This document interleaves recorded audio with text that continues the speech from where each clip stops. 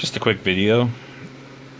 I've been wanting to get my hands on another Turkish Oilstone for a few years, since I used to have one that was almost like a cube, and I finally ended up getting one. It took me a long time because these have become really prohibitively expensive over the years, but lo and behold, one turned up for a price I could stomach, and I jumped on it. And here it is. As you can see, these are prone to having lots of turbulence and internal fissures, but this is a nice stable piece. You don't feel any of this when you're honing on it.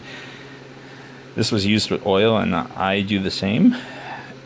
And the main positives of one of these are it cuts incredibly fast, and I mean incredibly fast for a natural stone.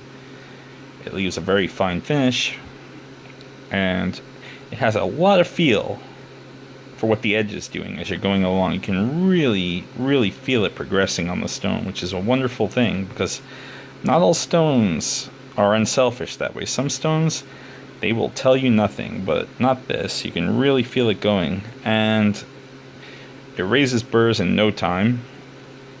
And the only thing you really have to be is mindful to keep the surface nice and lubricated, because these are super porous. Apart from that, they're prone to fracturing, so you have to be very mindful to not ding this, drop this, bang it around. Preferably you would have a box for it. And I'm just making a quick video right now because it's late, but yeah, and this has oil in it, but maybe I'd be able to show it if I have my, these tend to be translucent, as you can see. There's some oil on this one. I suspect if I stripped this it would be whiter, but there's no point. It's working beautifully right now. Really fast cutting though. It's genuinely, it's actually stunning how fast this thing can cut. And when I have more time, I'll probably put a better demo of one of these up here, but just right now, just for a visual reference for everyone, Turkish Oilstone. It's novaculite, like an Arkansas stone or a Charnley or an Idval or a Washita, but it behaves quite a bit differently to those. You can scratch the surface of one of these if you're not careful.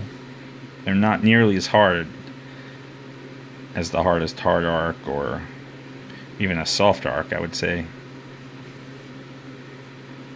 You can scratch one, kind of like you can scratch a Charnley, so you have to be careful of that. And I would say you probably should only use these with oil, because they're so porous.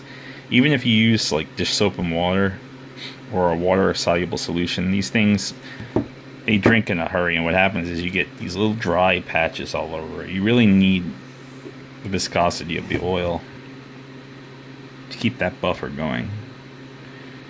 And yeah.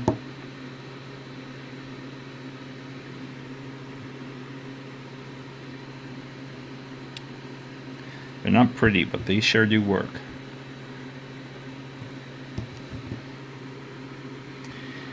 I would say if you can find one of these for a reasonable price, and it doesn't look like it's a real rat's nest of damage, then go for it if you can afford it.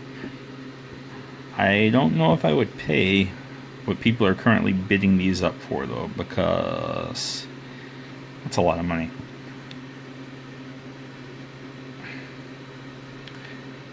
I do like it though.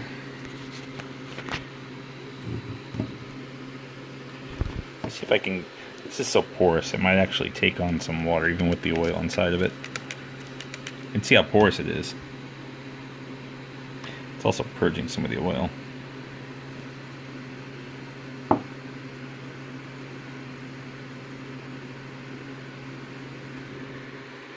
See that? super porous. That's kind of why you need the oil. It will drink. It will drink like a drunk. A very porous stone. I think that's part of the reason why it cuts so well, but the other thing is that's unpleasant. When you lap one of these, it smells like rotten eggs. But I don't really have time now to add anything to this. Just threw this up as a nice visual reference for someone to look at, so they encounter one of these. They all more or less look like this, either this color, they've been used with oil, or they can also be sort of a snow white color. So one or the other.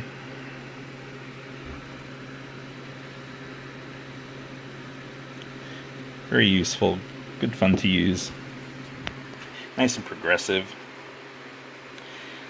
Probably be a good bridge stone for somebody who's using synthetics,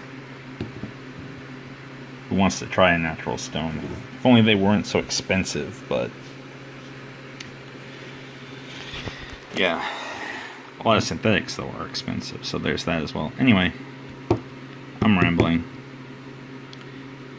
Maybe someday I will put up a better demonstration of this, but